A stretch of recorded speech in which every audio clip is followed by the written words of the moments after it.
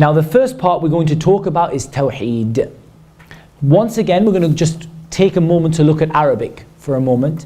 Tawheed is the verbal noun, and that's a bit of a technical English word. Some people call it a gerund, but it's sort of, if I say running, swimming, fighting, these are all verbal nouns, yeah? So it's a word like that. It's a word that's sort of a word that is, it comes from the doing word, the verb, and it means sort of, it sort of is a noun that summarizes the meaning of the verb. In any case, it's a verbal noun which comes from the Arabic verb wahada yuwahidu. And wahada means to unify something, or to make something one, or to declare something to be one.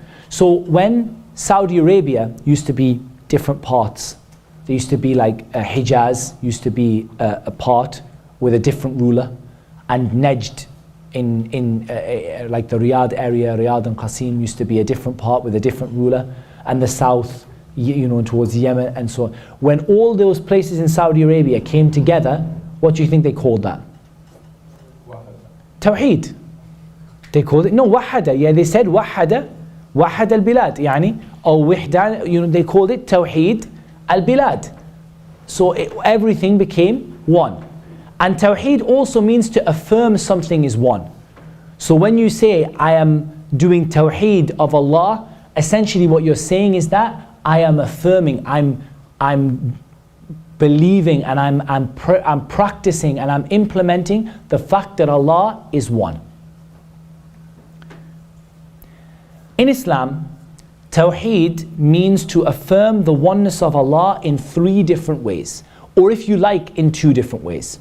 It's up to you. If you want to say it means to affirm it in 2 different ways or 3 different ways, it doesn't make a lot of difference. We're going to ask you a question on that, so pay attention to this, yeah? First of all, in Allah's actions. What do we think it means to have Tawheed in Allah's actions? Someone give me an idea. I mean, it's there for you, but I want you to explain it to me. I want to see if you understand. For Allah to be one in His actions, to believe and to practice the fact that Allah is one in His actions. What does that mean?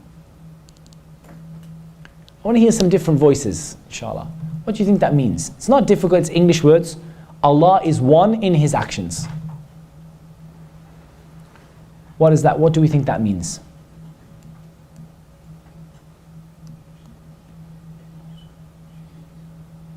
So I'm going to wait until I see someone give me an answer, inshallah. Does everything alone. That nobody does what Allah does except Allah. That's basically what it means. That nobody does what Allah does except Allah. So what are some of the things that Allah does?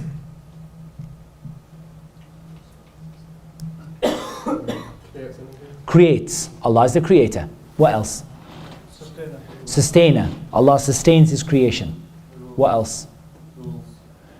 Allah is the one who legislates. So Allah subhanahu wa ta'ala legislates the halal and the haram.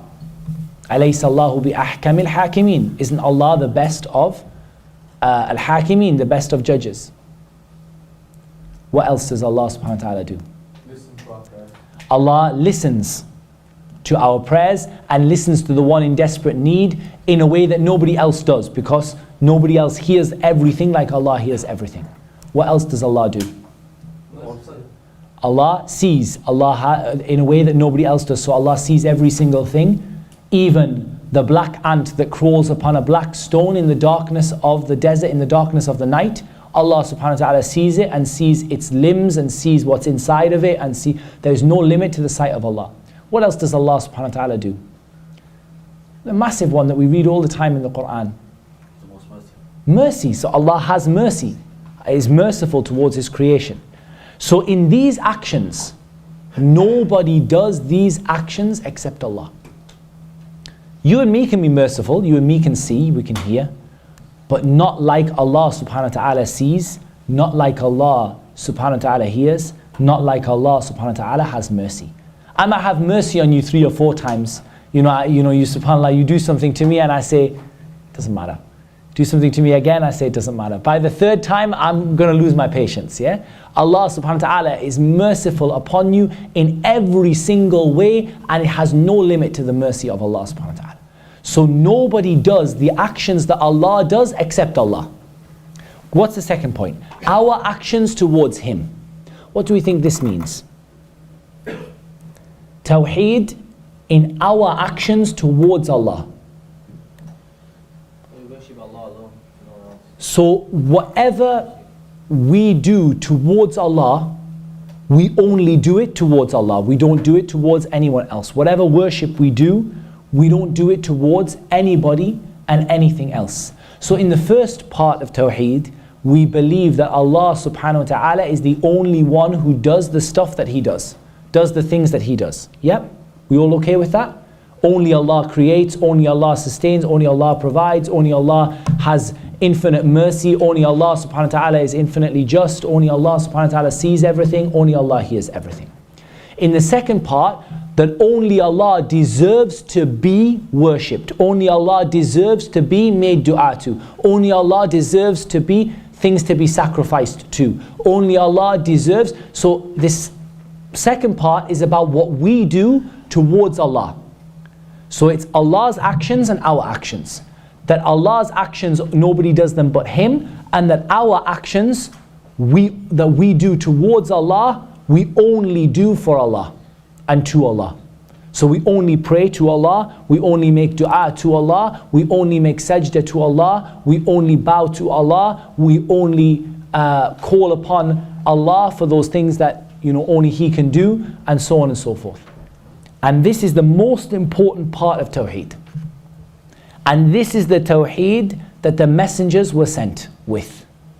So it's very important that you pay attention to that. And the third category, the perfect names and attributes. That Allah has perfect names and attributes that are for Him alone. They are suited to His majesty. They're not similar to His creation. We take them according to their apparent meaning. We don't deny them. We don't ask anything more than the meaning that is clear to us.